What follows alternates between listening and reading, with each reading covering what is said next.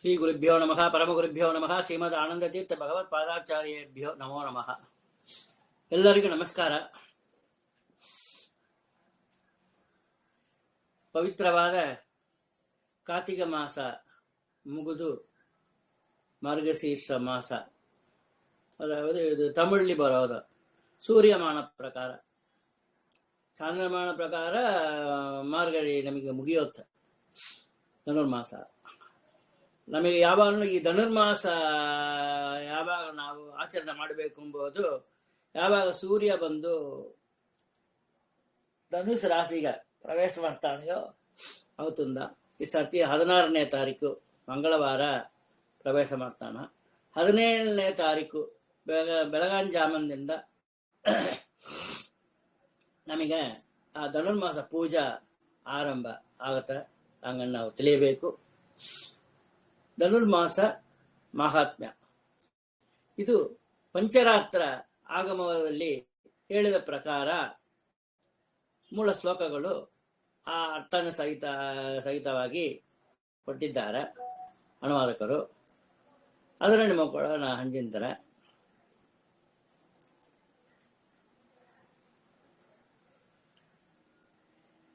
ಶ್ರೀ ಗುರುಭ್ಯೋ ನಮಃ. ಸೂರ್ಯ ಬಂದು ಮೇಷ ಮೊದಲಾದ ರಾಶಿಗಳಲ್ಲಿ ಸಂಚಾರ ಮಾಡ್ತಾಳೆ ಇರ್ತಾನ. ಒಂದು ರಾಶಿಯಲ್ಲಿ ಒಂದು ತಿಂಗಳಿನಂತೆ 12 ರಾಶಿಗಳಲ್ಲಿ ಸಂಚರಿಸಿದಾಗ ಒಂದು ವರ್ಷ ಸಮಾಪ್ತಿ ಆಗುತ್ತೆ, ಅರ್ಥಾತ್ ಪೂರ್ತಿ ಆಗುತ್ತೆ. ಸೂರ್ಯನು ವೃಶ್ಚಿಕ ರಾಶಿಯನ್ನು ಬಿಟ್ಟು ಧನು ರಾಶಿಯಲ್ಲಿ ಪ್ರವೇಶಿಸಿದ ದಿನಕ್ಕೆ ಧನು ಸಂಕ್ರಾಂತಿ ಹಂಗಂತ ಹೆಸರು ಇದೆ. ಧನುರಾಶಿಯಲ್ಲಿ ಸೂರ್ಯನು 1 ತಿಂಗಳು ಇರುವ ಅವಧಿಯು, ಅಂದರೆ ಧನು ಸಂಕ್ರಾಂತಿಯಿಂದ ಮುಂದೆ ಮಕರ ಸಂಕ್ರಾಂತಿಯವರೆಗಿನ ಅವಧಿಯು ಧನುರ್ಮಾಸವೆಂದು ಕರೆಯಲ್ಪಡುತ್ತದೆ. ಅತ್ಯಂತ ಪವಿತ್ರವಾದ ಈ ಧನುರ್ಮಾಸದಲ್ಲಿ ಪ್ರತಿನಿತ್ಯವೂ ವೃಷಕಾಲದಲ್ಲಿ ಎದ್ದು ಸ್ನಾನಾದಿಗಳನ್ನು ಮಾಡಿ ಪರಮಾತ್ಮನನ್ನು ಪೂಜಿಸಿ ಹೆಸರು ಬೇಳೆಯ ಹುಗ್ಗಿಯನ್ನು ಶ್ರೀಹರಿಗೆ ನಿವೇದಿಸಬೇಕು ಹಂಗಂತ ಹೇಳ್ತಾರೆ. ಸದ್ಬ್ರಾಹ್ಮಣರಿಗೆ ಅಂದ್ರೆ ಯಾವನ್ನೂ ಸದ್ಬ್ರಾಹ್ಮಣರಿಗೆ ತಿನ್ರಿ. ವೇದ ಮೊದಲಾದ ಶಾಸ್ತ್ರಗಳು, ಭಾಗವತ, ಉಪನಿಷತ್ತುಗಳು ಎಲ್ಲ ಯಾರೆಲ್ಲ ಪಾರಾಯಣ ಮಾಡ್ತಾರೆಯೋ, ಹರೇ ಯಾರು ಭಾಗವತ ಇದೆಲ್ಲ ಪಠನ ಮಾಡ್ತಾರೆಯೋ, ಇನ್ನೊಬ್ಬರಿಗೆ ಹೇಳ್ತಾರೆಯೋ, ಭಾಗವತ, ಉಪನಿಷತ್ತುಗಳು, ಬ್ರಹ್ಮಸೂತ್ರಗಳು ಎಲ್ಲ ಯಾರ್ಗ ಒಂದು ಗುರು ಸ್ಥಾನದಲ್ಲಿದ್ದು ದಂಡಿಯ ಶಿಷ್ಯಂತರನ್ನು ಉತ್ಪತ್ತಿ ಮಾಡ್ತಾರೆಯೋ, ಆಚರಣೆ ಶಾಸ್ತ್ರದಲ್ಲಿ ಹೇಗೆ ಇರಬೇಕು ಅಂತ ಹೇಳಿದ್ದಾರೆಯೋ ಅದೇ ರೀತಿಯಲ್ಲಿ ತಮ್ಮ ಚಟುವಟಿಕೆಗಳನ್ನು, ದಿನಸರಿ ಚಟುವಟಿಕೆಗಳನ್ನು ಯಾರೆಲ್ಲ ಮಾಡ್ತಾರೆಯೋ ಅಂತ ಬ್ರಾಹ್ಮಣರಿಗೆ ಈಗ ಒಂದು ಪ್ಯಾಂಟ್ ಶರ್ಟು ಜಟ್ಟಿ ಬನಿಯನ್ನೆಲ್ಲ ಹಾಕಿಂದು, ಶೂ ಹಾಕಿಂದು, ಸಾಕ್ಸ್ ಹಾಕಿಂದು ಅದರಲ್ಲೂ ಬಾಧ್ಯವೇ ಅದನ್ನು ಪೂಜೆ ಮಾಡ್ತಾರೆ. ಇದರನ್ನು ಅದಕ್ಕಿಂತ ಶ್ರೇಷ್ಠ ಹೊಳದ ಬಟ್ಟೆ ಮೈಯಲ್ಲಿ ಧಾರಣ ಮಾಡಬಾರದು ಎಂಬುದು ಶಾಸ್ತ್ರ.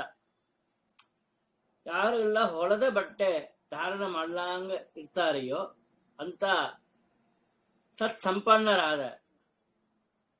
ಸತ್ಶಾಸ್ತ್ರ ಸಂಪನ್ನರಾದ ಸತ್ಕರ್ಮಗಳನ್ನೇ ಆಚರಣೆ ಮಾಡ್ತಾ ಇರುವ ಏಕಾದಶಿ ಉಪವಾಸಗಳು ಇತ್ಯಾದಿಗಳನ್ನ ಯಾರು ಮಾಡ್ತಾ ಇರ್ತಾರೆಯೋ ಅಂತ ಬ್ರಾಹ್ಮಣರಿಗೆ ಭೋಜನ ಮಾಡಿಸಿ ನಂತರ ತಾನು ಸ್ವೀಕರಿಸಬೇಕು ಹಂಗಂತ ಹೇಳಿದ್ದಾರೆ.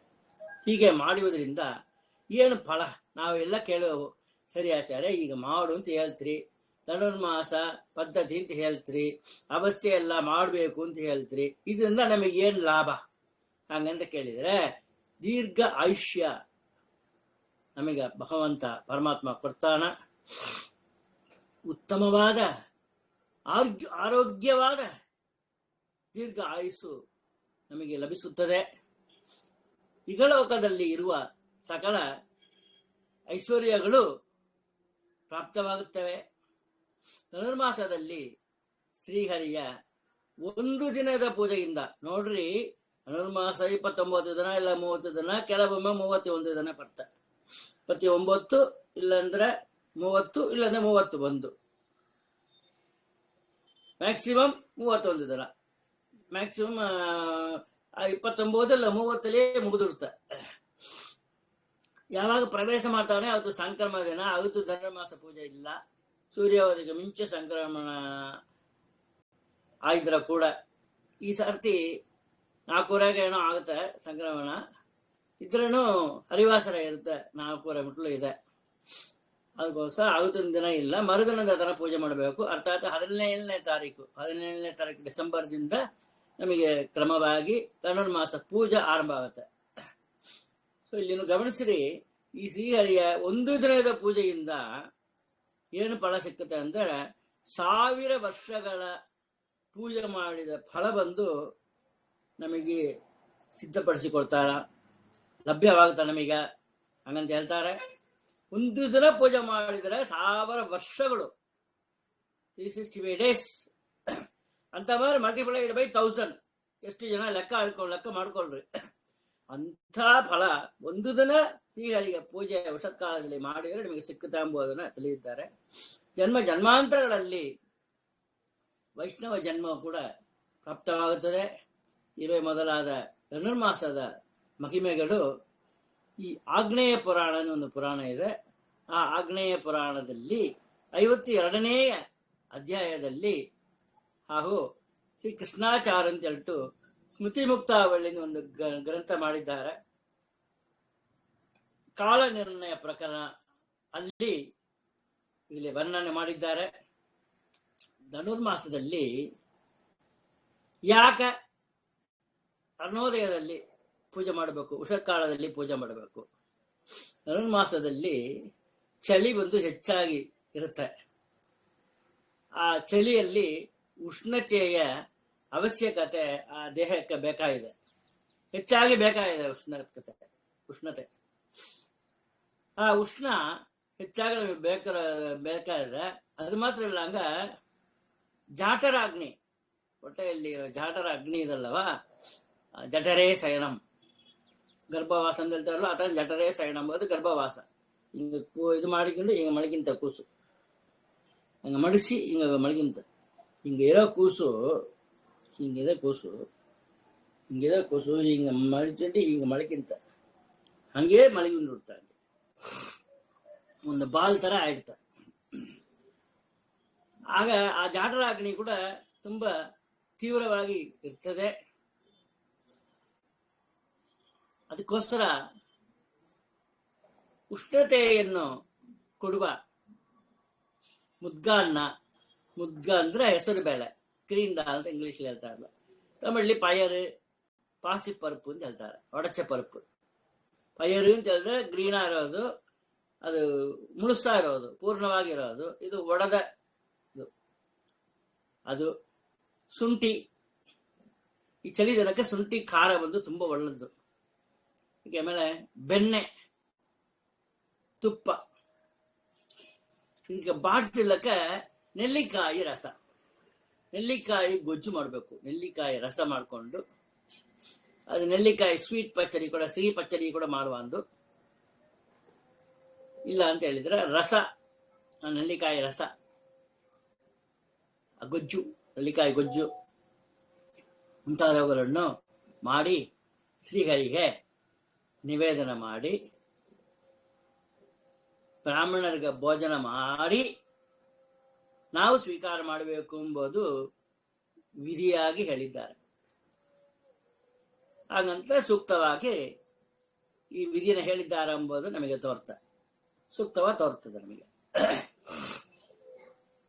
ಪಂಚರಾತ್ರ ಆಗಮದಲ್ಲಿ ಹಂಸನಾಮಕ ಪರಮಾತ್ಮನು ಚತುರ್ಮುಖ ಬ್ರಹ್ಮನಿಗೆ ನಿರೂಪಿಸಿದ ಸಾಕ್ಷಾತ್ ಹಂಸನಾಮಕ ಪರಮಾತ್ಮನೇ ಬ್ರಹ್ಮದೇವರಿಗೆ ಹೇಳಿ ನಿರೂಪಿಸಿದ ಒಂದು ಧನುರ್ಮಾಸ ಮಹಾತ್ಮೆಯನ್ನು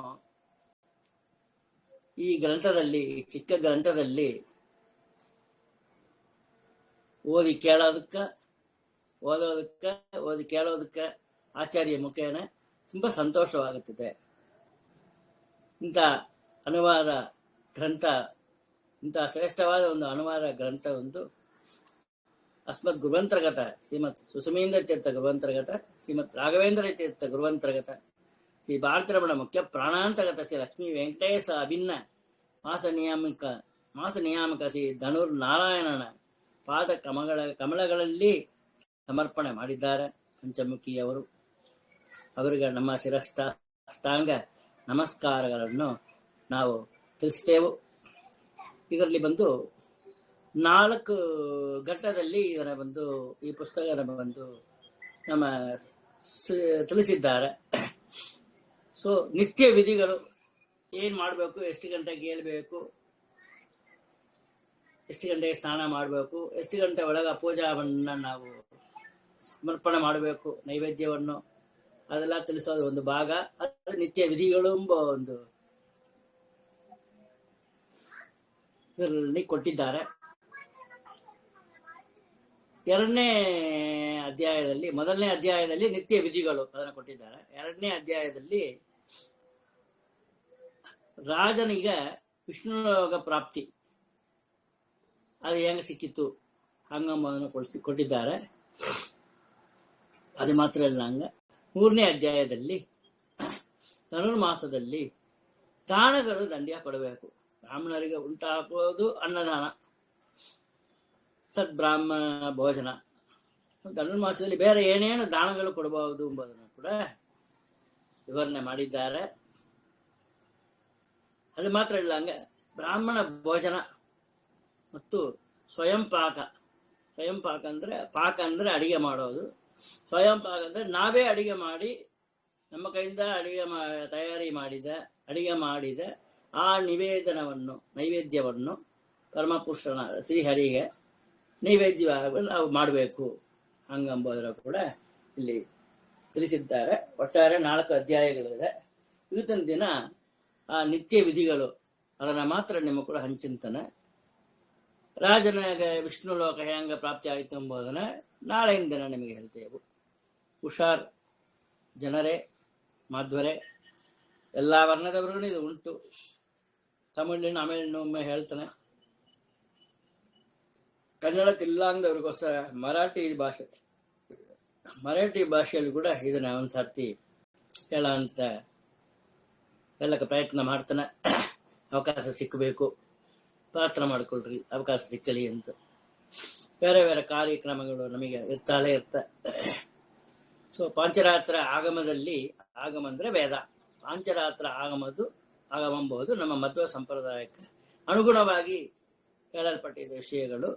ಮಧ್ವಾಚಾರ್ಯರಲ್ಲ ಪಂಚರಾತ್ರ ಆಗಮ ಉಕ್ತವಾಗಿಯೇ ಪಂಚರಾತ್ರ ಆಗಮದಲ್ಲಿ ಹೆಂಗೆ ಹೇಳಿದೆಯೋ ಅದ್ರ ಪ್ರಕಾರ ಒಂದು ವಿಧಾನಗಳನ್ನೇ ನಮಗೆ ತಿಳಿಸ್ತಾ ಬರ್ತಾ ಇದ್ದಾರೆ.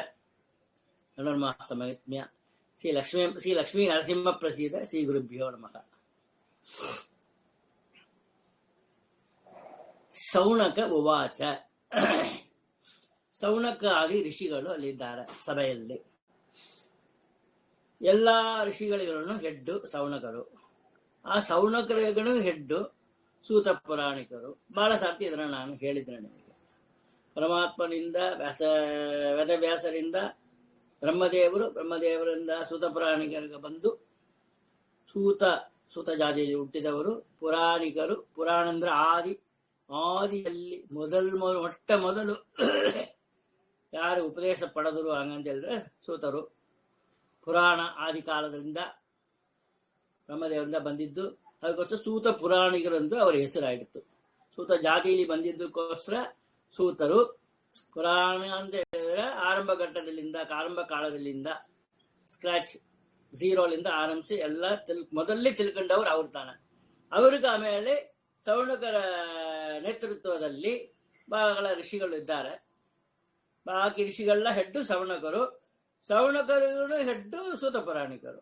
ಇದನ್ನ ಯಾವಾಗಲೂ ಗಮನದಲ್ಲಿ ಇಟ್ಟಬೇಕು. ಸೂತ ಅಂತ ಹೇಳಿದ್ರೆ ಅರ್ಥ ಸೂತ ಮಹಾಭಾಗ ಸರ್ವಶಾಸ್ತ್ರ ವಿಚಾರದ ಪುರಾಣಂ ವೇತ್ಸಿ ಪರಾಶರ್ಯ ಪ್ರಸಾದತಃ. ಪಾರಾಸರ್ಯ ಪ್ರಸಾದತಃ.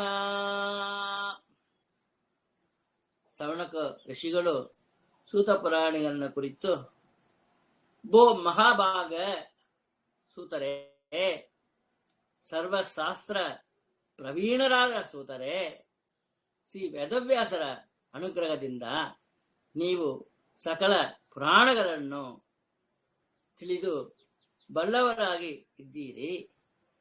ಸರ್ವೇಷಾಮಪಿ ಮಾಸಾನಾಂ ಮಾಹಾತ್ಮ್ಯಂ ತ್ವನ್ಮುಖಾತ್ ಶ್ರುತಂ ಅಧುನೇಹ ಮಹಾಭಾಗ ಧನುರ್ಮಾಹಾತ್ಮ್ಯಮುತ್ತಮಂ. ಇಂದಿನವರೆಗೆ ನಿಮ್ಮ ಮುಖ ಕಮಲದಿಂದ ಎಲ್ಲ ಮಾಸಗಳ ಮಹಾತ್ಮ್ಯಗಳನ್ನು ಕೇಳಿದೆವು. ಚೈತ್ರ ಮಾಸ ವಿಶೇಷಗಳು, ವೈಶಾಖ ಮಾಸ ವಿಶೇಷಗಳು, ಜ್ಯೇಷ್ಠ ಮಾಸ ವಿಶೇಷಗಳು, ಆಷಾಢ ಮಾಸ ವಿಶೇಷಗಳು ಇತ್ಯಾದಿ 12 ತಿಂಗಳು ಎಲ್ಲ ಇದನ್ನು ನಾವು ಕೇಳಿದೆವು. ಬೋ ಮಹಾಭಾಗರೇ, ಈಗ ನಾವು ಧನುರ್ಮಾಸ ಹತ್ತಿರ ಬರ್ತಾಳೆ ಇದೆ. ಧನುರ್ಮಾಸದ ಶ್ರೇಷ್ಠವಾದ ಮಹಾತ್ಮೆಯನ್ನು ನಾವು ಕೇಳಲಿಕ್ಕೆ ಬಯಸಿದ್ದೇವೆ. ಹಾಗಂತ ಹೇಳ್ತಾರೆ. ಮಾಸಾನಾಂ ಉತ್ತಮಂ ಪ್ರೋಕ್ತಂ ಮಾಸೇ ಮಾರ್ಗಶಿರಾಭಿಧೇ ತಸ್ಮಿನ್ ಮಾಸೇ ಕಥಂ ಕಾರ್ಯ ಹರೇಃ ಪೂಜಾ ಮಹಾಮತೆ. ಈ ಮಾರ್ಗಶಿಷ್ಟ ಮಾಸದಲ್ಲಿ ಬರುವ ಈ ಧನುರ್ಮಾಸದ ಮಹಾತ್ಮೆಯು ಅತಿ ಶ್ರೇಷ್ಠವಾಗಿದೆ ಎಂದು ಹೇಳಿದ್ದೇವೆ. ಬೋ ಮಹಾಮತೆ, ಮಹಾಬುದ್ಧಿ, ಆ ಧನುರ್ಮಾಸದಲ್ಲಿ ಶ್ರೀಹರಿಯ ಪೂಜೆಯನ್ನು ಯಾವ ಕ್ರಮದಿಂದ ಮಾಡಬೇಕು ಹಂಗಂತ ಪ್ರಶ್ನೆ ಮಾಡ್ತಾರೆ. ಕೈಹಿ ಕೈಹಿ ದ್ರವ್ಯೈಹಿ ಪೂಜನೀಯೋ ಮಾಧವೋ ಧನುರಾಗಮೇ.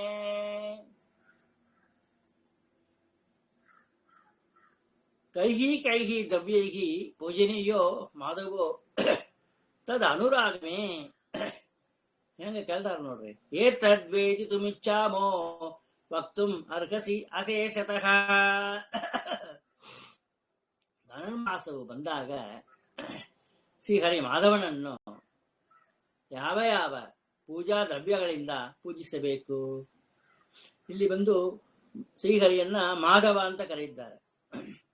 ಯಾಕಂದ್ರೆ ಕಾರ್ತೀಕ ಮಾಸ ನಿಯಾಮಕ ಬಂದು ದಾಮೋದರ ಅಂತ ಶ್ರೀಹರಿ ಮಾಧವನನ್ನು ಯಾವ್ಯಾವ ಪೂಜಾ ದ್ರವ್ಯಗಳಿಂದ ಪೂಜಿಸಬೇಕು ಇವೆಲ್ಲವನ್ನು ನಿಮ್ಮಿಂದ ತಿಳಿಯಲು ಉತ್ಸುಕರಾಗಿ ಇದ್ದೇವೆ. ಆದ್ದರಿಂದ ಎಲ್ಲವನ್ನು ತಿಳಿಸುವಂತರಾಗಿರಿ ಹಂಗಂತ ಹೇಳ್ಬಿಟ್ಟು ಕೈ ಮುಗಿದು ವಿಜ್ಞಾಪನೆ ಮಾಡಿಕೊಂಡ್ರು ಸೂತ ಪ್ರಾಣಿಕರು, ಎಲ್ಲ ಋಷಿಗಳ ಪರವಾಗಿ, ತನ್ನ ಪರವಾಗಿ.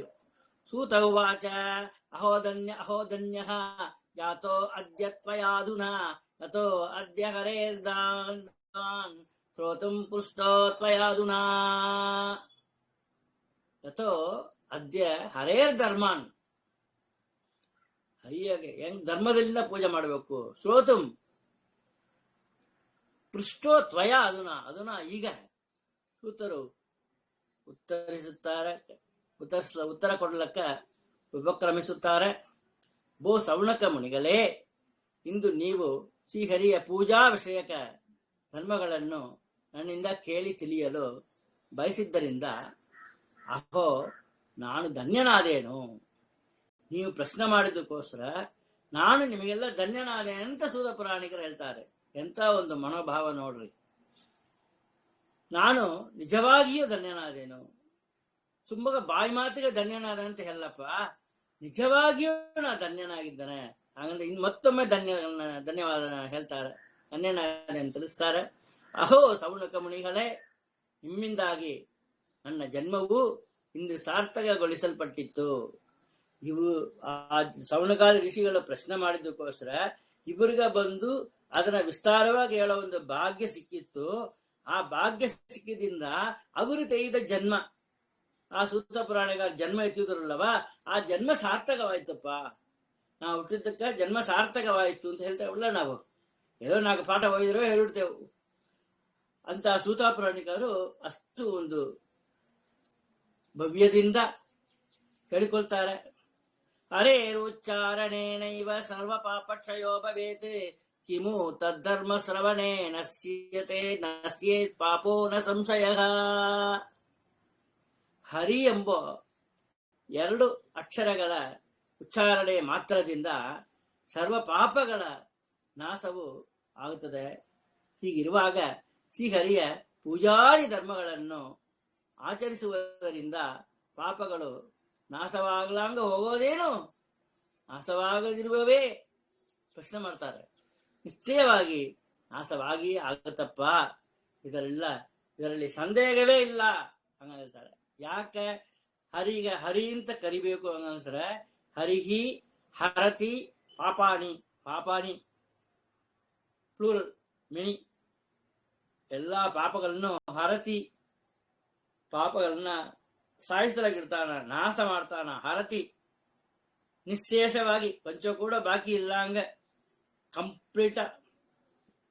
ಆ ಲೆಮನ್ ಹಾಕಿ ವಿಮ್ ಲಿಕ್ವಿಡ್ ಅದಲ್ಲ, ಅದು ಹಾಕಿ ತೊಳೆದ್ರೆ ಪಳಿಚಿಂತ ಆಡೋದು ಹೆಂಗೋ ಪಾತ್ರೆಗಳು, ಕೊಳೆ ಪಾತ್ರೆಗಳು. ನಮ್ಮ ಮನಸ್ಸಲ್ಲಿರೋ ಕೊಳೆ, ದೇಹದಲ್ಲಿರೋ ಕೊಳೆ, ಎಲ್ಲ ಕೊಳೆಯನ್ನು ತೆಗೆದು ಸರ್ವಾಣಿ ಪಾಪಾಣಿ, ಎಲ್ಲಾ ಪಾಪಗಳನ್ನು ನಾಶಯತಿ, ನಾಶ ಮಾಡ್ತಾನ. ಅದಕ್ಕೋಸ್ಕರ ಅವನಿಗೆ ಹರಿ ಹರತಿ ಪಾಪಾಣಿ ಗೋಸ್ಕರ ಅವರ ಪರಮಾತ್ಮನ ಹರಿ ಅಂತ ಕರಿಬೇಕು ಅಂತ ಹೇಳಿದ್ದಾರೆ. ತಸ್ಮಾತ್ ಸದಾ ನುಭಿಃ ಕಾರ್ಯ ತತ್ಸೇವಾ ಪುರುಷೈಃ ಸದಾ ಚಾಪಸ್ತೆ ಚ ಯದಾ ಬಾಡೋ ಸ್ನಾತುಂ ಗಚ್ಚೇತ್ ಸರಂ ನರಃ. ಆದ್ದರಿಂದ ಮಾನವರೆಲ್ಲರೂ ಸದಾಕಾಲ ಶ್ರೀಹರಿಯ ಸೇವಾ ರೂಪವಾಗಿ ಎಲ್ಲ ಕಾರ್ಯಗಳನ್ನು ಮಾಡಬೇಕು. ಸೂರ್ಯನು ಧನುರಾಶಿಯಲ್ಲಿ ಇರುವಾಗ, ಅಂದರೆ ಧನುರ್ಮಾಸದಲ್ಲಿ ಪ್ರಾತಃ ಕಾಲ ಬಹಿರ್ಜಲಾಶಯದಿಂದ ನದಿಗಳು, ಮಹಾನದಿಗಳು, ಕುಂಟೆ ತೀರ್ಥ ಅಂತ ಹೇಳ್ತಾರಲ್ವ, ಸ್ವಾಮಿ ಪುಷ್ಕರಣಿ ತೀರ್ಥ ಅಂತ ಮಾಡಿ, ಆ ತೀರ್ಥಗಳಲ್ಲಿ ಸ್ನಾನ ಮಾಡಲು ಯಾರು ಹೋಗ್ತಾನೆಯೋ ಅಂತ ಮನುಷ್ಯನು ಪದೇ ಪದೇ ಅಶ್ವಮೇಧಂ ಚ ಪ್ರಾಪ್ನೋತ್ಯೇನ ನ ಸಂಶಯ ಮಾರ್ಗಶೀರ್ಷಾಭಿಧೇ ಮಾಸೆ ಚಾಪಸ್ತೆ ಚ ದಿವಾಕರೇ.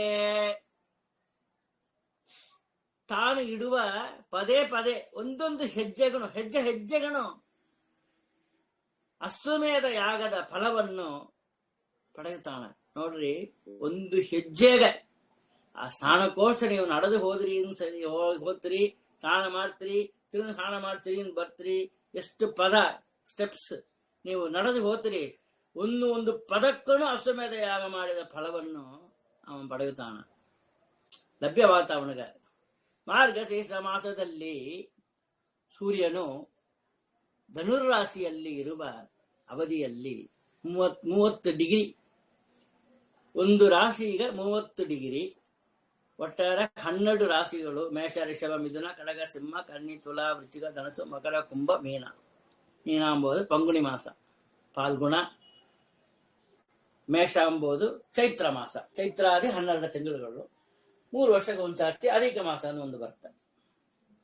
ಸೊ ಆ ಸೂರ್ಯನ ಮಾರ್ಗಶೀರ್ಷದಲ್ಲಿ ಧನುರಾಶಿಯಲ್ಲಿ ಇರೋ ಅವಧಿಯಲ್ಲಿ ಭಾಗಿರಿತ್ಯಾವಗಾಹಂ ಚ ಸ್ಮೃತಿ ಮಾತ್ರೇಣ ಲಭ್ಯತೆ ಬ್ರಾಹ್ಮೇ ಮುಹೂರ್ತೆ ಚೋತ್ತಾಯ ಸ್ಮರೇ ದೇವಕಿ ನಂದನಂ.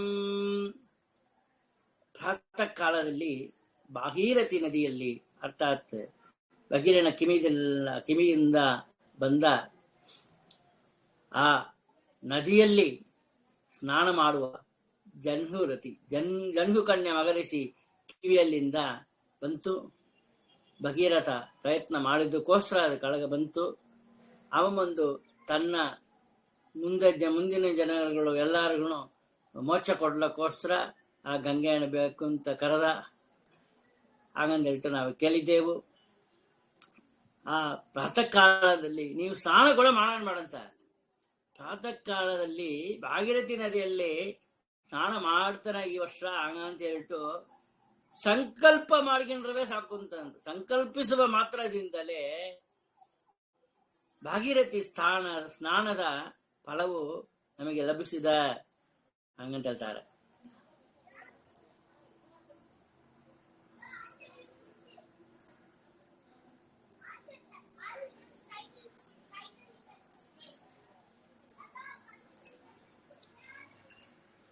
ನಾಳಿಂದ ಒಂದು ತಿಂಗಳು ನಾ ಸ್ನಾನ ಮಾಡ್ತಾನೆ, ಸ್ನಾನ ಮಾಡಕ್ಕೆ ಪ್ರಯತ್ನ ಮಾಡಿದೆ ಅಂತ ಹೇಳಿದ್ರವೇ ಸಾಕು ಅಂತ, ಸಂಕಲ್ಪ ಮನಸ್ಸೊಳಗೆ ಮಾಡಿಕೊಂಡ್ರವೇ ಸಾಕು ಅಂತ ಸ್ನಾನ ಮಾಡಿದ ಫಲವನ್ನೇ ನಮಗೆ ಪರಮಾತ್ಮ ಕೊಟ್ಬಿಡ್ತಾನಂತೆ. ಆಗ ಪ್ರತಿದಿನ ಬ್ರಾಹ್ಮಿ ಮುಹೂರ್ತದಲ್ಲಿ ಎದ್ದು ದೇವಕಿ ಸುತನಾದ ವಸುದೇವ ಸುತಂ ದೇವಂ ಕಂಸ ಚಾನೂರ ಮರ್ದನಂ ದೇವಕಿ ಪರಮಾನಂದಂ ಕೃಷ್ಣಂ ಮಂದೇ ಜಗದ್ಗುರುಂ. ಜಗದ್ಗುರು ಅಂದ್ರೆ ಒಬ್ಬನೇ, ಪರಮಾತ್ಮ ಒಬ್ಬನೇ ಜಗದ್ಗುರು. ಮತ್ತೆ ಇದೆಲ್ಲ ಎಲ್ಲ ಜಗದ್ಗುರು ಯಾರೇ ಜಗದ್ಗುರು ಇಲ್ಲ. ಅದಕ್ಕೆ ಆಮೇಲೆ ನಮಗೆ ಬಂದು ಮಧ್ವ ಸಿದ್ಧಾಂತವನ್ನ ಸ್ಥಾಪನೆ ಮಾಡಿದ್ದಕ್ಕೋಸ್ಕರ ಅವತಾರ ಪುರುಷರಾಗಿರೋ ಕಾರಣ ಮಧ್ವಾಚಾರ್ಯರುಗಳು ನಾವು ಬಂದು ಜಗದ್ಗುರು ಅಂತ ಹೇಳುವಂತ. ಅಂತ ದೇವಕಿ ಸೂತನಾದ ಶ್ರೀ ಕೃಷ್ಣನನ್ನು ಧ್ಯಾನ ಮಾಡಬೇಕು, ಪೂಜೆ ಮಾಡಬೇಕು ಹಾಗಂತ ಹೇಳಿದ್ದಾರೆ. ಕೃತ್ವಾ ಬಗಿಸ್ಥಳೇ ದೂರೇ ಮಲಮೂತ್ರಂ ವಿಸರ್ಜಯೇತೆ ಮೃತ್ತಿಕಾಂ ಚೈವ ಮಾದಾಯ ಕೃತ್ವಾ ಶೌಚಂ ಯಥಾ ವಿಧಿ. ಅನಂತರ ಗ್ರಾಮದಿಂದ ದೂರವಿರುವ, ಇವಾಗ ಅಟ್ಯಾಚ್ಡ್ ಬೆಡ್ರೂಮ್, ಅಟ್ಯಾಚ್ಡ್ ಬಾತ್ರೂಮ್, ಕಕ್ಕೂಸು ಕೂಡ ಎದ್ದು ಹೊರಗೆ ಒಳಗೆ ಮೂಡಿದ ಪರಿಸ್ಥಿತಿ ನಾವು ಮನೆ ಕಟ್ಟಿಕೊಳ್ತೇವೆ. ನಮ್ಮ ಮನೆಯಲ್ಲಿ ಮಾಸ್ಟರ್ ಬೆಡ್ರೂಮ್ ನಲ್ಲಿ ಯಾವನ್ನು ಅಟ್ಯಾಚ್ಡ್ ಬಾತ್ರೂಮ್ ಹಾಕ್ಲೇಬೇಡ್ರಿ. ಅಂತ ಪ್ರೈವೇಸಿ ಬೇಕಾದಿಲ್ಲ, ಅದು ಮಡಿಗೆ ಆಗೋದಿಲ್ಲ. ಮನೆ ಕಟ್ಟಿರಿ ಅಂದ್ರೆ ದೊಡ್ಡ ಬಾತ್ರೂಮ್ ಹಾಕಿ ವೆಸ್ಟರ್ನ್ ಟಾಯ್ಲೆಟ್ ಹಾಕಿಂಬೋದಕ್ಕಿಂತ ಬಾತ್ರೂಮ್ ತನಿಯ ಒಂದು ಗೋಡೆ ಹಾಕಿ ಬಿಡ್ರಿ, ಚಿಕ್ಕದ ಒಂದು ಗೋಡೆ, ಒತ್ತ ಕಲ್ಸವ್ರು ಅಂತ ಹೇಳೋರು, ಒಂದು ಇಟ್ಟಿಗೆ ಇಟ್ಟು ಗೋಡೆ ಅದು ಹಾಕಿಂಡು ಬಾತ್ರೂಮ್ ತನಿಯ ಹಾಟಿನ್ರಿ, ಲೆಟ್ರಿನ್ ತನಿಯ ಹಾಟಿನ್ರಿ, ಕಕ್ಕೂಸ್ ತನಿಯ ಇರ್ಬೇಕು ಅವಲ್ಲೇ. ನಂತರ ಗ್ರಾಮದಿಂದ ದೂರದಲ್ಲಿ ಇರುವ ಸ್ಥಳಗಳಲ್ಲಿ ಮಲಮೂತ್ರಗಳನ್ನು ವಿಸರ್ಜನೆ ಮಾಡಿ ವಿಧಿಪೂರ್ವಕ ಮೃತ್ತಿಗ, ತುಳಸಿ ಬಂದಾವಣದ ಮೃತ್ತಿಕ ಅದಲ್ಲವ, ಆ ಮೃತ್ತಿಗ ಅದನ್ನು ತೆಗೆದು ಮೈಯೆಲ್ಲ ಹಚ್ಚಬೇಕು. ಮೃತ್ತಿಗ ಶೌಚವನ್ನು ಮಾಡಿಕೊಳ್ಳಬೇಕು. ಯಾಕೆ ಆಮೇಲೆ ಸೆಗಣಿನ ಬಂದು ದನದ ಸೆಗಣಿ, ಅದನ್ನ ಗೋಮಯ ಅಂತ ಹೇಳ್ತಾರೆ. ಗೋಮಯ ಅಂದ್ರೆ ಸೆಗಣಿ, ಗೋಮೂತ್ರ ಅಂತ ಹೇಳಿದ್ರೆ ದನವೋಡ ಉಚ್ಚ, ಮಲ ಮೂತ್ರ ಅಂತ ಹೇಳ್ತೇವೆ ತಮಿಳಲ್ಲಿ. ಸಂಸ್ಕೃತದಲ್ಲಿ ಮೂತ್ರತಾನ, ಮಲ ಬೇರೆ ಮೂತ್ರ ಬೇರೆ. ಆ ಶೌಚವನ್ನು ಮಾಡಿಕೊಳ್ಳಬೇಕು. ದಂತದಾವಣ ಪೂರ್ವಾಣಿ ಕೃತ್ವಾ ಕಾರ್ಯಾನ್ನತಂದ್ರಿತಃ ಕೃತ್ವಾ ಕಾರ್ಯಂ ಅತಂದ್ರಿತಃ ಬಹಿರ್ಜಲೆ ತಲಾ ಸ್ನಾತ್ವಾ ನಿತ್ಯ ಕರ್ಮ ಸಮಾಚರೇತ್. ಆಚರೇತ್ ಅಂದ್ರೆ ಮಾಡೋದು, ಸಮಾಚರೇತ್ ಸಮ್ಯಕ್ ಆಚರೇತ್ ಚೆನ್ನಾಗಿ ಮಾಡಬೇಕು ವಿಧಿಪೂರ್ವಕವಾಗಿ. ಅನಂತರ ದಂತಧಾವನ, ಅಲ್ಲಿ ಉಜ್ಜಬೇಕು. ಪೂರ್ವಕವಾದ ಕಾರ್ಯಗಳನ್ನು ಆಲಸ್ಯ ಇಲ್ಲ, ಹಂಗ ಲೇಟ್ ಮಾಡಬಾರದು. ಮಧ್ಯಲಿ ಕಾಫಿ ಕುಡ್ತೇನೆ, ಟೀ ಕುಡಿತೇನೆ, ನಾಲ್ಕು ಬಿಸ್ಕೆಟ್ ತಿಂದಂತಾನೆ ಅಲ್ಲ, ಇದೂ ಕಡೆಯಾಗ ಸಿಟ್ಟ ಸ್ನಾನದಾನ ಆಲಸ್ಯವಿಲ್ಲದೆ ಮುಗಿಸಿ ಬಗಿರ್ ಜಲದಲ್ಲಿ ಸ್ನಾನವನ್ನು ಮಾಡಿ ನಿತ್ಯದ ಆನ್ಹಿಕ ಕರ್ಮಗಳನ್ನು ಮಾಡಿಕೊಳ್ಳಬೇಕು ಹಂಗಂತ ತಿಳಿಸಿದ್ದಾರೆ. ದೇವ ಪೂಜಾ ತಥಾ ಕಾರ್ಯ ಗಂಧ ಪುಷ್ಪೈಸ್ತತೈವ ಚ ನೈವೇದ್ಯಂ ಚ ಪ್ರದಾತವ್ಯಂ ಮುದ್ಗಮಿಶ್ರಿತ ಓದನಂ. ಓದನಂ ಅಂದ್ರೆ ನೈವೇದ್ಯ, ಅನ್ನ, ಮುದ್ಗ ಅನ್ನ, ಮುದ್ಗ ಮಿಶ್ರಿತ ಓದನಂ. ಹೆಸರು ಬೇಳೆ ಮಿಕ್ಸ್ ಮಾಡಿ, ಮೆಣಸು ಹಾಕಿ, ತುಪ್ಪ ಹಾಕಿ, ಶುಂಠಿ ಹಾಕಿ ಮಾಡಿದ್ದ ಓದನಂ. ನಂತರ ಪ್ರತಿದಿನವೂ ಗಂಧ ಪುಷ್ಪಗಳಿಂದ ದೇವ ಪೂಜೆಯನ್ನು ಭಕ್ತಿಯಿಂದ ಮಾಡಿ, ವಿಶೇಷವಾಗಿ ಹೆಸರು ಬೇಳೆಯಿಂದ ಮಿಶ್ರಿತವಾದ ಬೇಯಿಸಿದ ಅನ್ನವನ್ನು ಅರ್ಥಾತ್ ಅಂದರೆ ಹುಗ್ಗಿಯನ್ನು, ಮುದ್ಗಾನ್ನವನ್ನು ಶ್ರೀಹರಿಗೆ ನಿವೇದಿಸಬೇಕು, ನಿವೇದನ ಮಾಡಬೇಕು. ನವನೀತಂ ಚಾರ್ಪಯಿತ್ವಾ ಮಾಸಾವಿಷ್ಟೇನ ವಾಚಕ ಚೂರಣಂ ಪೇಷಯಿತ್ವಾಥ ಸರ್ವೋಪಸ್ಕರ ಸಂಯುತಂ. ಇದು ಮಾತ್ರ ಅಲ್ಲ, ಸರ್ವ ಉಪಸ್ಕಾರಗಳಿಂದ ಕೂಡಿದ ಉದ್ದಿನ ಹಿಟ್ಟು, ಮಾಸಾವಿಷ್ಟೇ ಅಂದ್ರೆ ಉದ್ದಿನ ಹಿಟ್ಟು. ನವಸಾಕಾಂಸ್ತಥಾ ಭಕ್ಷಾನ್ ಲೇಖ್ಯಪೇಯಾಂಸ್ತಥೈವ ಚ ದಧಿಖಂಡಂ ಪ್ರದಾತವ್ಯಂ ಫಲಾನಿ ವಿವಿಧಾನಿ ಚ. ನವಸಾಕ ಹೊಸ ಹೊಸ ಕಾಯಿ ಪಲ್ಯಗಳು, ವಿವಿಧ ಭಕ್ಷ್ಯಗಳು, ನಾನಾ ವಿಧ ಭಕ್ಷ್ಯಗಳು, ಹೊಸ ಹೊಸ ಕಾಯಿ ಪಲ್ಯಗಳು, ರಸಗಳು, ಗುಜ್ಜು ನಕ್ಕಿ ತಿನ್ನಬೇಕು. ಲೇಖ್ಯ ನಕ್ಕಿ ತಿನ್ಬೋದು. ಪಾನೀಯಗಳು, ಪೇಯ ಕುಡಿಯೋದು, ಪಾನೀಯಗಳು, ಗಟ್ಟಿಯಾದ ಮೊಸರು. ಈ ಚಳಿಗಾಲದಲ್ಲಿ ಧನುರ್ಮಾಸದಲ್ಲಿ ತೆಂಗಿನೆಣ್ಣೆ ಹಾಕಿದ್ರೆ ಗಟ್ಟಿ ಇಡೋದು, ಹಂಗೆ ಹಲ್ವಾ ಹಂಗಿರೋದು. ತೆಂಗಿನೆಣ್ಣೆ ಬಾಟಲಿ ನೋಡಿದ್ರೆ, ಕನ್ನಡಿ ಬಾಟಲಿ ನೋಡಿದ್ರಿಂದ ಮೊಸರು ಹೆಪ್ಪಾಗಿ ತಿಂದ್ರೆ ಗಟ್ಟಿಯ ಇರೋದು. ಅದಕ್ಕೆ ಒಂದು ಕತ್ತಿ ತೆಗೆದು ಕಟ್ ಮಾಡಿರೋದಾನ ಅದು ಎರಡ ಆಗೋದು. ಕಟ್ ಮಾಡಿ ತಿನ್ಬಂದು ಅಷ್ಟ ಗಟ್ಟಿಯಾಗಿ ಚಳಿಗೆ ಮೊಸರು ಆತ. ಅದಕ್ಕೆ ಗಟ್ಟಿಯಾದ ಮೊಸರು ಹಂಗಂತ ಹೇಳಿದ್ದಾರೆ. ಇದೆಲ್ಲ ಮಾಡಿದರೆ, ನೈವೇದ್ಯ ಮಾಡಿ ನಾವು ಸ್ವೀಕಾರ ಮಾಡಿದರೆ ವಿವಿಧ ಫಲಗಳು ಎಲ್ಲ ಹೇಳಿದ್ದಾರೆ. ತಾಂಬೂಲಂ ದಕ್ಷಿಣಾಂ ಚೈವ ಆರ್ತಿಂ ಕೃತ್ವಾ ಮನೋರಮಾಂ ಪೂಜಾಂ ಚ ಷೋಡಶೋಪಚಾರಾನ್.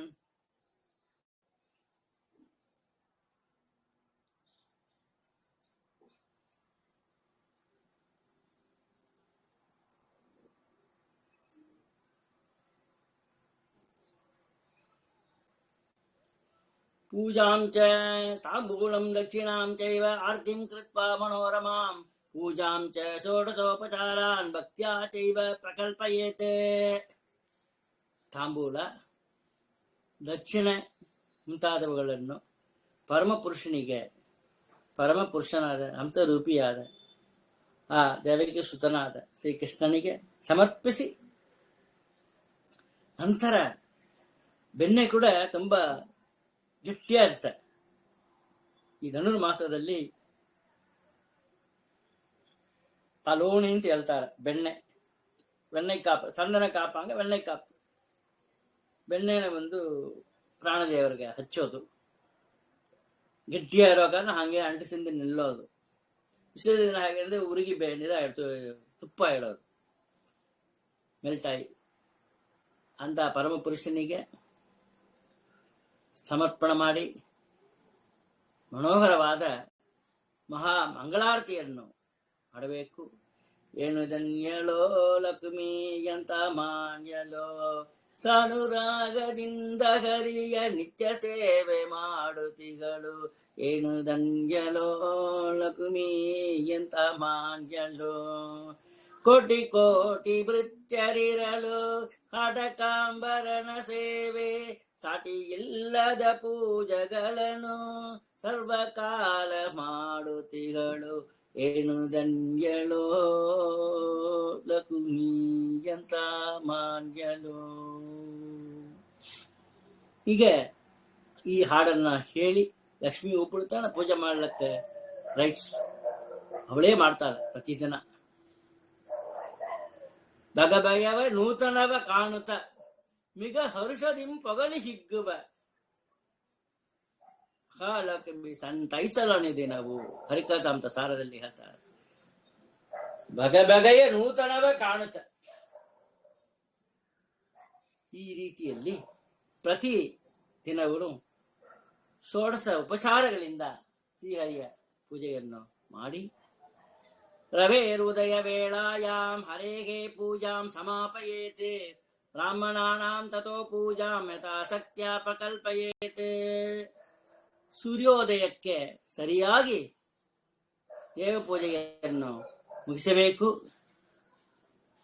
ದೇವ ಪೂಜಾ ನಂತರದಲ್ಲಿ ಬ್ರಾಹ್ಮಣರ ಪೂಜೆಯನ್ನು ಶಕ್ತಿಯ ಅನುಸಾರವಾಗಿ ಮಾಡಬೇಕು. ಬ್ರಾಹ್ಮಣೈ ಸಹ ಭೋಕ್ತವ್ಯಂ ತದನ್ನಂ ಯನ್ನಿವೇದಿತಂ, ದ್ವಿಜಾತಿರಿಕ್ತಂ ಯೋ ಭುಂಕ್ತೆ ತದನ್ನಂ ವಿಷ್ಣಯಾ ಸಮಂ.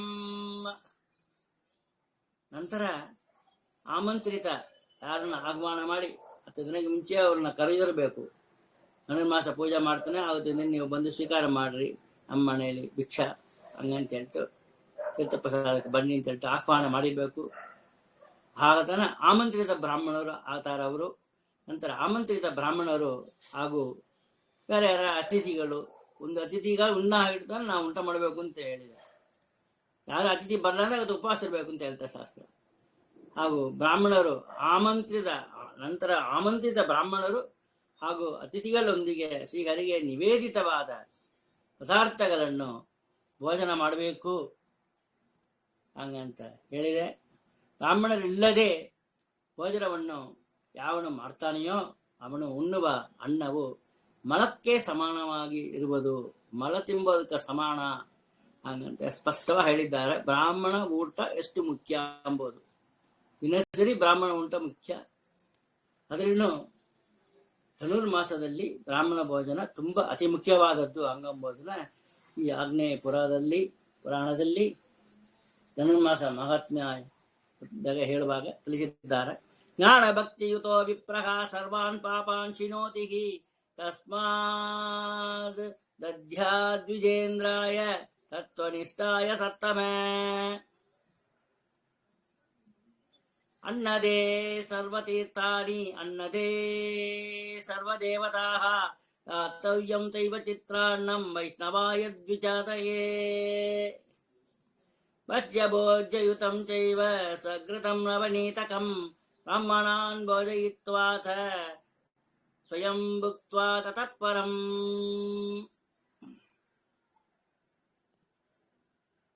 ಜ್ಞಾನ ಭಕ್ತಿಯುತನಾದ ಬ್ರಾಹ್ಮಣನು ಪರರಂದ್ರೆ ಇನ್ನೊಬ್ಬರ ಸರ್ವ ಪಾಪಗಳನ್ನು ಕಳೆಯಲು ಸಮರ್ಥನಾಗಿದ್ದಾನಂತ. ಬ್ರಾಹ್ಮಣನೇ ಪಾಪನ್ನ ಕಳೆಯುವ ಸಮರ್ಥ. ಹಂಗಂದ್ರೆ ಪ್ರಾಣದೇವರು, ಲಕ್ಷ್ಮಿ, ಭಗವಂತ ಕೇಳಬೇಕಾ? ಆದ್ದರಿಂದಲೇ ಹೇ ಸೌನಕ ಮುನಿಗಳೇ, ಸ್ವತಂತ್ರ ತತ್ವನಾದ ಶ್ರೀಹರಿಯಲ್ಲಿ ಸದಾ ಆಸಕ್ತನಾಗಿ ಇರುವ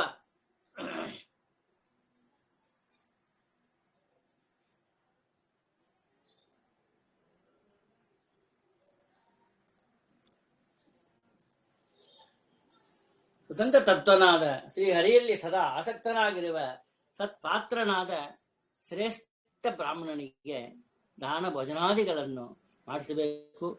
ಅನ್ನದಾನ ಮಾಡುವವನಲ್ಲಿ ಸಕಲ ತೀರ್ಥಗಳು ಸನ್ನಿಧಿವಾಗಿ ಇರುವುದು, ಅವನಲ್ಲಿ ಸರ್ವ ಐಶ್ವರ್ಯಗಳ ಸನ್ನಿಧಾನ ಇರುವುದು. ಏನೆಲ್ಲ ಹೇಳಿದ್ದಾರೆ ನೋಡು ಬ್ರಾಹ್ಮಣರಲ್ಲಿ, ಅನ್ನದಾನ ಮಾಡುವವರಲ್ಲಿ. ವಿಷ್ಣು ಭಕ್ತನಾದ ಬ್ರಾಹ್ಮಣನಿಗೆ ಧನುರ್ಮಾಸದಲ್ಲಿ ಚಿತ್ರಾನ್ನವನ್ನು ದಾನವಾಗಿ ಕೊಡಬೇಕು. ಸಘೃತ ಭಕ್ಷ್ಯ ಭೋಜ್ಯಗಳನ್ನು, ಘೃತ ಅಂದ್ರೆ ತುಪ್ಪ, ಸಘೃತ ಭಕ್ಷ್ಯ ಭೋಜ್ಯಗಳೆಲ್ಲವೇ ತುಪ್ಪದಲ್ಲೇ ಮಾಡಿದ್ದು, ನೋ ಎಣ್ಣೆ, ನೋ ರಿಫೈನ್ಡ್ ಆಯಿಲ್.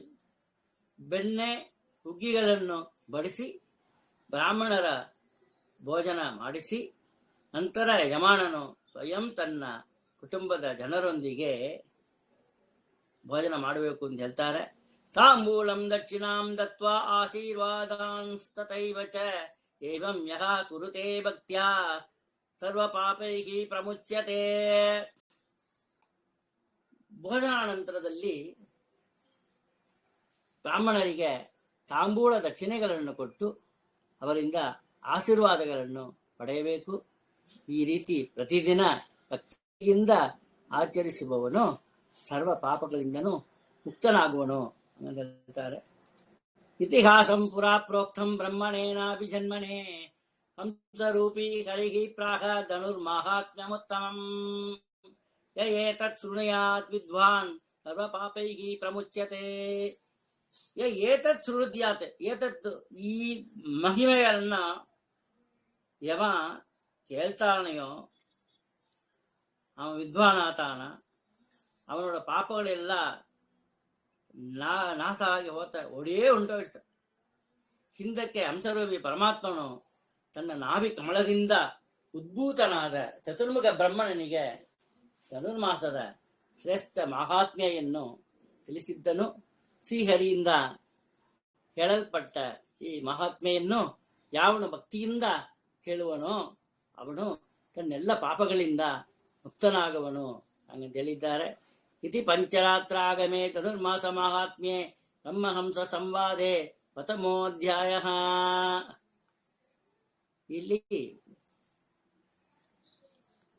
ಇಲ್ಲಿಗೆ ಪಂಚರಾತ್ರ ಆಗಮದಲ್ಲಿ ಉಕ್ತವಾದ ಧನುರ್ಮಾಸ ಮಹಾತ್ಮೆಯಲ್ಲಿ ನಿತ್ಯ ವಿಧಿಗಳು ಎಂಬ ಮೊದಲನೆಯ ಅಧ್ಯಾಯವು ಸಮಾಪ್ತವಾಯಿತು ಹಂಗಂತ ತಿಳಿಸುತ್ತಾರೆ. ಸರ್ವಂ ಶ್ರೀ ಕೃಷ್ಣಾರ್ಪಣಮಸ್ತು. ಮುಂದಿನ ವಿಡಿಯೋನಲ್ಲಿ ರಾಜನಿಗೆ ವಿಷ್ಣುಲೋಕ ಪ್ರಾಪ್ತಿ ಹೆಂಗಾಯ್ತು ಎಂಬುದನ್ನ ತಿಳಿಸ್ತಾರೆ. ಮುಂದೆ ನೋಡೋಣ. ಎಲ್ಲರೂ ದಯವಿಟ್ಟು ನನ್ನ ಚಾನಲ್ಗೆ ಸಬ್ಸ್ಕ್ರೈಬ್ ಮಾಡಿರಿ. ನನ್ನ ಹೆಸರು ಕೃಷ್ಣಾಚಾರ್. ಮಾಧ್ವ ಜ್ಯೋತಿಷ್ಯ. ಕೆಲವು ಲಕ್ಷ ಜಾತಕಗಳನ್ನು ಪರಿಶೀಲನೆ ಮಾಡಿದ್ದೇನೆ. ಒಂದು ಕಂಪನಿಯಲ್ಲಿ ನಾನು ಕೆಲಸ ಮಾಡ್ತಾ ಇದ್ದೆ. 18,000 ಜನಗಳು ನನ್ನ ಜೊತೆ ಕೆಲಸ ಮಾಡ್ತಾ ಇದ್ರು. ಎಲ್ಲರಿಗೂ ಜ್ಯೋತಿಷ ಹೇಳಿ ಹೇಳಿ ಹೇಳಿ ಕೆಲವು ಲಕ್ಷಗಳು ಜಾತಕ ಕುಂಡಲಿಗಳನ್ನು ನಾನು ಪರಿಶೀಲನೆ ಮಾಡಿದ್ದೇನೆ. ಒಳ್ಳೆ ಅನುಭವ ಇದೆ ಜಾತಕ ಪರಿಶೀಲನೆ ಮಾಡುವುದರಲ್ಲಿ. ಯಾರಿಗಾರ ಅವಶ್ಯಕತೆ ಇದ್ದರೆ ನನ್ನ ಕಾಂಟ್ಯಾಕ್ಟ್ ಮಾಡುವುದು. ನನ್ನ ಮೊಬೈಲ್ ನಂಬರ್ 9443923584. ಮತ್ತೊಮ್ಮೆ ಹೇಳ್ತಾನೆ, 9443923584. ಇವೆಲ್ಲ ಬಂದು ದಂಡಿಯ ಮದುವೆಗಳು ಲವ್ ಮ್ಯಾರೇಜಲ್ಲಿ ಮುಗಿತೆ, ಇಂಟರ್ ಕ್ಯಾಸ್ಟ್ ಮ್ಯಾರೇಜಲ್ಲಿ ಮುಗಿತೆ, ಇಂಟರ್ ರಿಲಿಜಿಯನ್ಲಿ ಮುಗಿತೆ. ಬೇರೆ ಬೇರೆ ಮತದವರು ಲವ್ ಜಿಗಾತು ಎಲ್ಲೆಲ್ಲಿ ಹೋಗ್ತಾರೆ. ಅವಸರ ಲವ್ ಮಾಡ್ತಾರೆ, ಅವಸರ ಮದುವೆ ಮಾಡ್ಕೊಂತಾರೆ. ಮದುವೆ ಮಾಡ್ಕೊಳ್ಳೋದ ಸೂಸೈಡ್ ಮಾಡ್ಕೊಂಬೆ, ಪ್ರಾಣ ಹತ್ಯೆ ಮಾಡ್ಕೊಂಬೆ, ಸತ್ತು ಇಡುವೆ ಅಂತ ಥ್ರೆಟನ್ ಮಾಡ್ತಾರೆ. ಮದುವೆ ಮಾಡ್ಕೊಂತಾರೆ. ನನಗೆ ಫ್ಯಾಮಿಲಿಯಲ್ಲಿ ಕೂಸು ಹುಟ್ಟಿದ ಮೇಲೆ ಸೇರಿಸಿರ್ತಾರೆ. ನನಗೆ ಫ್ಯಾಮಿಲಿಯಲ್ಲಿ ಮದುವೆ ಮಾಡಿಸಿರ್ತಾರೆ. ಯಾರು ನನ್ನೋಡು ಒಂದು ಸಲಹೆ, ನಿಮ್ಮ ಎಲ್ಲರೂ ಸಲಹೆ ಅನ್ಬೋದಕ್ಕಿಂತ ಒಂದು ರಿಕ್ವೆಸ್ಟು, ಒಂದು ಇದು, ಯಾರು ನಿಮಗೆ ಮೀರಿ ಲವ್ ಮ್ಯಾರೇಜ್ ಮಾಡಬೇಕು ಇತರ ಜಾತಿನವ್ರನ್ನ ಕೇಳಿದ್ರೆ ಅಂದ್ರೆ ರಿಜಿಸ್ಟರ್ ಮ್ಯಾರೇಜ್ ಮಾಡ್ಕಿರ್ಲಿ, ನೀವು ಬಂದು ಮಾಡಿಸಿಡ್ಬೇಡ್ರಿ. ನೀ ಲವ್ ಮ್ಯಾರೇಜ್ ಮಾಡ್ಕಿಂತೀಯಾ, ನಿನ್ನ ಇಷ್ಟ, ನಿನ್ನ ಹುಟ್ಟು ತನಿ, ನೀ ತನಿ ಜೀವ, ನೀವೇ ಮಾಡಿಕೋ, ರಿಜಿಸ್ಟರ್ ಆಫೀಸ್ಲಿ ಮಾಡಿಕೋ, ಏನ್ ಬೇಕಾದ್ರೆ ಮಾಡಿಕೋ ಅಷ್ಟಾನ. ಹಣಕಾಸು ಏನಾದ್ರು ಬೇಕು ವೆಚ್ಚಕ್ಕೆ ಅಂತ ಕೇಳಿದ್ರೆ ಕೊಡ್ರಿ, ಅಲ್ಲಿ ಒಂದು ದೋಷ ಇಲ್ಲ. ನೀವು ಮುಂದೆ ನಿಂದು ಕನ್ಯಾದಾನ ಮಾಡಿ ಕೊಡಬಾರ್ದು ಇತರ ಜನಗಳಿಗೆ. ತುಂಬಾ ತಪ್ಪು ಅದಲ್ಲ. ಇದರಲ್ಲಿ ಬಂದ ನಮ್ಮ ಸ್ವಾಮಿಗಳ ಹೆಸರು ಹಾಕಿ ಸ್ವಾಮಿಗಳು ಅನುಗ್ರಹದಿಂದ ಈ ಮದುವೆ ನಡೀತಾ ಬೇರೆ ಪ್ರಿಂಟ್ ಮಾಡ್ತಾರೆ. ಎಂತ ಅನಾಚಾರ ಅದು. ಸ್ವಾಮಿಗಳು ಯಾವತ್ತಾದ್ರೂ ಅನುಮತಿ ಕೊಡ್ತಾರೆ ಇತರ ರಿಲಿಜಿಯನ್ಲಿ ಇರೋ, ಇತರ ಕ್ಯಾಸ್ಟ್ಲಿ ಇರೋರ್ಗೆ ಮದುವೆ ಮಾಡ್ಕೊಂಡು ಅನುಗ್ರಹ ಕೊಡ್ತಾರೆ? ಎಲ್ಕನಿ ಹಾಕ್ತಿ ಪತ್ರಿಕೆ ಬಡಿಬೇಡ್ರಿ ಅಂತ ಹೇಳ್ತಾನೆ. ನಾನು ಇಂಗ್ಲಿಷ್ ಪತ್ರಿಕೆ ಬಡಕಲ್ಲ ಅಂದ್ರಲ್ಲ. ಮಠಾಧೀಶರಾದ 1008 ಈ ಸ್ವಾಮಿಗಳು ಅನುಗ್ರಹದಿಂದ ಈ ಮದುವೆ ಅವರ ಬಂದು ಫಿಕ್ಸ್ ಮಾಡಿದ್ರು. ಅವ್ರ ಜೀವನಿಗೆ ಹೇಳಿದೀಯಾ? ಅವ್ರ ಮಂತ್ರಾಕ್ಷತೆ ಕೊಟ್ರ? ಹೆಂಗ ಹಾಕಿ ಅವ್ರ ಹೆಸರು ನೀನು? ಯಾರು ಬಂದು ಒಬ್ರು ಹೋಗಿ ನೇರ ಕೊಟ್ಟು ಸ್ವಾಮಿಗಳಿಗೆ ತಲುಪಿಸಿ ಪತ್ರಿಕೆಯನ್ನ ನಮಸ್ಕಾರ ಮಾಡಿ, ತೆಂಗಿನಕಾಯಿ 2 ತೆಂಗಿನಕಾಯಿ ಹಣ್ಣುಗಳು ಎಲ್ಲ ಇಟ್ಟು ದಕ್ಷಿಣ ಸಹಿತವಾಗಿ ಸ್ವಾಮಿಗಳಿಗೆ ನಮಸ್ಕಾರ ಮಾಡಿ, ಸ್ವಾಮಿಗಳಿಗೆ ಪಾದ ಪೂಜೆ ಮಾಡಿ, ಅವ್ರ ಅನುಮತಿ ತಗೊಂಡು ಅವ್ರ ಮಂತ್ರಾಕ್ಷತೆ ತೆಗೆದು ಜಪ ಮಾಡಿ ಚೆನ್ನಾಗಿ ಇವಾಗ ಯಾವ ವಿಘ್ನ ಇಲ್ಲ ಮದುವೆ ನಡೀಲಿ ಅಂತ ಹೇಳ್ತು ಫಲ ಮಂತ್ರಾಕ್ಷತೆ ಕೊಡ್ತಾರಂತ ಹೇಳಿದ್ರೆ, ತೆಂಗಿನಕಾಯಿನ ಫಲವ ಕೊಡ್ತಾರಂದ್ರೆ ಕೊಟ್ಟ ತೆಂಗಿನಕಾಯಿನ ಅಂತಾದವ್ರ ತಾನ ಒಂದು ನಾವು ಮಠಾಧೀಶರ ಸಂಬಂಧ ಕೂಡ ಆಶೀರ್ವಾದ ನಡೀತೆ ಅಂತ ಹಾಕಿಲ್ಲಕ್ಕೆ ಯೋಗ್ಯತೆ ಉಂಟು. ಅಟ್ಲೀಸ್ಟ್ ಪೋಸ್ಟ್ಲಿ ಯಾರು ಕಳಿಸಿಟ್ಟು ಆ ಯಾರು ಅಧಿಕಾರಿಯೋ, ಆ ಸೆಕ್ರೆಟರಿ, ಅಡ್ಮಿನಿಸ್ಟ್ರೇಟರ್ ಅವ್ರಿಗಾರು ಫೋನ್ ಮಾಡಿ ಹೇಳಿ, ಇಲ್ಲ ಅವ್ರನ್ನವಾರು ನೇರ ನೋಡಿ ಸ್ವಾಮಿಗಳು ಸಂಚಾರಲ್ಲಿದ್ದಾರೆ, ನೀವು ಸ್ವಾಮಿಗಳು ಬರೋ ಅಂತಲ್ಲ ಇದನ್ನ ತಿಳಿಸರಿ ಹಂಗಂತ ಹೇಳಿಟ್ಟು ಹಂಗೆ ಯಾರು ಹೇಳಿಟ್ಟಾರೆ ನೀವು ಹೆಸರನ್ನ ಹಾಕೊಳ್ರಿ. ಮುಂದಿನ ಮಾಡಂಗೆ ಹೆಸರು ಹಾಕಿಂಬೋದು ಉಚಿತ ಅಲ್ಲ. It is very bad. ದರ್ಶನ ಮಾಡ್ಕೊಬೇಕು. ಏನ್ ಕೊಳದೇವ್ರನ್ನ ಹೋಗಿ ದರ್ಶನ ಮಾಡ್ಕೊಂತೇವೋ, ಮಠಾಧಿಪತಿನೂ ವರ್ಷಕ್ಕೆ ಒಂದ್ಸಲ ದರ್ಶನ ಮಾಡಬೇಕು, ಮುದ್ರಾಧಾರಣ ಮಾಡ್ಕೊಬೇಕು. ನಮ್ಮ ಮಠಾಧೀಶರ್ಲಿದ್ದಾರೆ ಮುದ್ರಾಧಾರಣ ಮಾಡ್ಕೊಬೇಕು. ಎಲ್ಲ ವಿಧಿ ವಿಧಾನಗಳು ಎಲ್ಲವೇ ಇದೆ. ಅದೇ ಪ್ರಕಾರ ಕ್ರಮದಿಂದ ಮಾಡ್ಕೊಬೇಕು. ಯಾರ್ಯಾರು ಲವ್ ಮ್ಯಾರೇಜ್ ಮಾಡ್ಕೊಂತಾರೆ, ಬೇರೆ ಕ್ಯಾಸ್ಟ್ ಹುಡುಗನ ಮದುವೆ ಮಾಡ್ಕೊಂತಾರೆ ಅಂದ್ರೆ ರಿಜಿಸ್ಟರ್ ಮ್ಯಾರೇಜ್ ಮಾಡ್ಕೊಂಡು ಸೇರಿಟ್ರು. ನಿಮಗೆ ದೋಷ ಬರೋದು. ಕೆಲವು ಆಚಾರ ಎಲ್ಲ ಕೂಡ ಇಲ್ಲಿ ತಪ್ಪು ತಿಳ್ಕೊಂಬಿಡ್ರಿ. ಆಚಾರ ಎಲ್ಲ ನಾವು ಬೈತಾನೆ ತಂದೆ ಆಚಾರ. ಕೆಲವು ಆಚಾರಗಳು ಹೋಗಿ ಮದುವೆ ಮಾಡಿಸಿರ್ತಾರೆ ಕಾಸಿಗೋಸ್ಕರ ಇತರ ಜನರಿಗೆ, ಹಳೆಯನಿಗೆ ಒಂದು ಹೆಣ್ಣಿನವೋ ಇತರ ಹುಡುಗಿ ಗಂಡಿನವೋ ಮದುವೆ ಮಾಡಿಸ್ಬಿಡ್ರಿ. ತುಂಬಾ ತಪ್ಪು. ಹಂಗ ಮದುವೆ ಮಾಡಿದ್ರೆ ಅಪ್ಪನಿಗೆ ಬ್ರಾಹ್ಮಣತ್ವ ಹೋಯ್ತು ಅಂತ ಹೇಳಿದೆ. 3 ವೇಳೆ ಸಂಧ್ಯಾವಂದನ ಮಾಡ್ದಂಗೆ ಬ್ರಾಹ್ಮಣತ್ವ ಹೋಯ್ತು ಅಂತ ಹೇಳಿರ್ತಾರೆ. ಅದಕ್ಕೋಸ್ಕರ ಹುಷಾರ್ ಇರ್ರಿ. ಕಲಿಯುಗ ಧರ್ಮ. ನೀವು ಪ್ರಯತ್ನ ಮಾಡಿದರೆ ನಿಮಗೆ ಎಲ್ಲ ಒಳ್ಳೆಯದೇ ಪರಮಾತ್ಮ ಮಾಡ್ತಾನೆ. ನೀವು ಪ್ರಯತ್ನ ಮಾಡಬೇಕು, ಮಾನಿಟರ್ ಮಾಡಬೇಕು. ಹೆಣ್ಣಾದ್ರೂ ಸರಿ ಗಂಡಾದ್ರೂ ಸರಿ ಮೊದಲು ಸ್ಟೇಜ್ಲಿಯೇ ಅಷ್ಟೇ ಹೇಳ್ತೀವಿ. ನಾವೊಂದು ಸುಲಭವಾದ ಒಂದು ಸಲಹೆ ನಿಮಗೆ ಕೊಡ್ತಾನೆ ಇದ್ರ ಮೂಲಕ. ನೋಡ್ರಿ, ಕೆಲ ಸಮಯದಲ್ಲಿ ಜಾತಕವೇ ಸರಿಯಾಗೋದು, ಫೇಟ್ ಬಂದು ನಮಗೆ ಅದೇ ತಿಳಿಯೋದು. ಒಳ್ಳೆ ಜ್ಯೋತಿಷತ್ಲಿ ಹೋಗಿ ಕೇಳ್ರಿ, ಇದು ಬೇಡಪ್ಪ ನಿಮಗೆ ಫ್ಯೂಚರ್ಲಿ ಒಂದು ಉದ್ಧಾರ ಆಗೋದು ಹಂಗಂತ ಹೇಳಿ ಜ್ಯೋತಿಷದಲ್ಲಿ ಇತ್ತು ಅಂದ್ರೆ ಅದನ್ನ ಹಂಗೆ ಜ್ಯೋತಿಷರ್ನೂ ಹೇಳು ಅಂತ ಹೇಳ್ರಿ. ಜ್ಯೋತಿಷರ್ಗೆ ಕಾಸು ಕೊಟ್ಟು ಹೇಳಂತ ಹೇಳ್ಬಿಡ್ರಿ. ಜ್ಯೋತಿಷತ್ಲಿಗೆ ತೋರ್ಸ್ರಿ, ಅವ್ರು ಬಂದು ನೋಡಿಟ್ಟು ಇದು ಬೇಡಪ್ಪ ಸರಿಯಾಗಬಾರ್ದು, ಇವಾಗ ನಿಂಗೆ ಒಂದು ಮಾರಿಯ ಒಂದು ಇದು ಬರ್ತಾ ಪ್ಯಾಷನ್ ಬರ್ತಾ ತಮಿಳು ಪഴമொഴി ಇದೆ ಗಾದೆ, ಪರ್ವത്തിൽ പേയും പേരಳೆ ಕಾಯಿ ತೊಗೊಂಡ್ರು ಅಂತ ಹೇಳ್ತು. ಆ ವಯಸ್ಸು ಬಂದ್ಬಿಡ್ತು ಅಂದ್ರೆ ಯವ್ವನ, ಆಗ ಪೇಯ್ ಅದು ಕೂಡ ಜವ್ವ ತುಂಬಾ ಲಕ್ಷಣವಾಗಿ ಕಾಣಿಸೋವಂತ ನಮಗೆ ಹಂಗಂತ ಹೇಳಿದ್ದಾರೆ. ಅದು ಮಾಡ್ರಿ. ಒಳ್ಳೆ ಸಂಸ್ಕಾರಗಳು ಚಿಕ್ಕ ವಯಸ್ಸಿಂದ ಹೇಳಿಸಿಕೊಟ್ರಿ ಅಂದ್ರೆ ಅಂತ ಹೆಣ್ಣು ಮಕ್ಕಳು ದಾರಿ ತಪ್ಪಿ ಹೋಗುದು, ಅಂತ ಗಂಡನು ದಾರಿ ತಪ್ಪಿ ಹೋಳಾರ. ಯಾರ್ಯಾರ ಸಂಸ್ಕಾರಗಳು ಸರಿಯಾಗಿ ಮಾಡ್ಲವೋ ಅಂದ್ರ ಮನೆಯಲ್ಲಿ ಜಾಸ್ತಿ ನಡೀತಾ ಇದ್ದು. ಇಲ್ಲ ಸಾಯಿಬಾಬಾನ ಕೊಂಡಾಡ್ತಾ ಇರ್ತಾರೆ. ಸಾಯಿಬಾಬಾ ಫೋಟೋವನ್ನು ದೇವ್ರ ಮನೆಯಲ್ಲಿ ಇಟ್ಟಿದ್ದಾರೆ. ಪರಮಾತ್ಮನಿಗೆ ಸತ್ಯ ಸಾಯಿ ಅಂತ ಹೆಸರು. ಪರಮಾತ್ಮ ಸತ್ಯ ಸಾಯಿಂದ ನಮಸ್ಕಾರ ಮಾಡಿ ಅಂದ್ರೆ ಓಕೆ. ಸಾಯಿಬಾಬಾ ವಿಗ್ರಹಗಳನ್ನ ಇಟ್ಟುಕೊಂಡು ಅವನೇ ದೇವರು ಅಂತ ಹೇಳಿದ್ರೆ ಅನಾಹುತ ತಾನ. ಏದೋ ಒಂದು ಪ್ರಮೇಯದಲ್ಲಿ ಅವರು ಏನೋ ಒಂದು ಮಾತು ಹೇಳಿ ನಿಮಗೆ ಒಳ್ಳೇದಾಗಿರುವ ಅಂದು ತಪ್ಪಿಲ್ಲ. ಅವ್ರ ಬಾಯಿಂದ ಪರಮಾತ್ಮ ನುಡಿಸಿದ ಅಷ್ಟೇ. ಹಂಗ ತಗೊಬೇಕು. ಡೈಲಿ ವರ್ಷಿಪಿಂದ ಸರಿಯಾಗಿ ಬರೋದು ನಮಗೆ. ಸೊ ಇದು ನಮ್ಮ ಕರ್ತವ್ಯ ತಿಳ್ಕೊಬೇಕಾದ್ದು. ಹುಷಾರಾಗಿರ್ರಿ.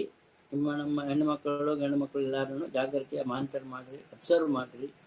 ಹೆಣ್ಣು ಮಕ್ಕಳಿಗೆ ಮೊಬೈಲ್ ತೆಗೆದು ಕೊಟ್ಬಿಟ್ಟು ಲೇಟೆಸ್ಟ್ ಟೆಕ್ನಾಲಜಿ, AI ಟೆಕ್ನಾಲಜಿ ಎಲ್ಲ ಬಂದಿರ್ತು.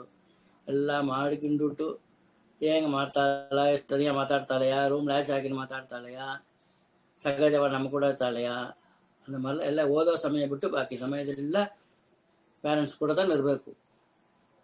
ಹೆಣ ಕೆಲಸ ಎಲ್ಲ ಹೇಳ್ಸಿಕೊಡ್ಬೇಕು, ಎಲ್ಲ ಮಾಡಬೇಕು.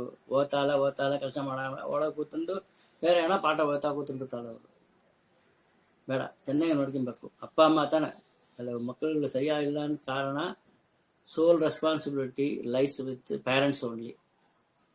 ಬೇಡ ಇದು ಹೋದ್ರೆ ಆಮೇಲೆ ಇದು ಜ್ಯೋತಿಷ ಸಂಬಂಧವಾಗಿಡೋದು ಬೇಡ. ಇಲ್ಲಿ ನಾ ಮುಕ್ತಾಯ ಮಾಡ್ತಾನೆ. ಸರ್ವಂ ಶ್ರೀ ಕೃಷ್ಣಾರ್ಪಣ ವಸ್ತು. ಅವಶ್ಯ ಕೇಳ್ರಿ.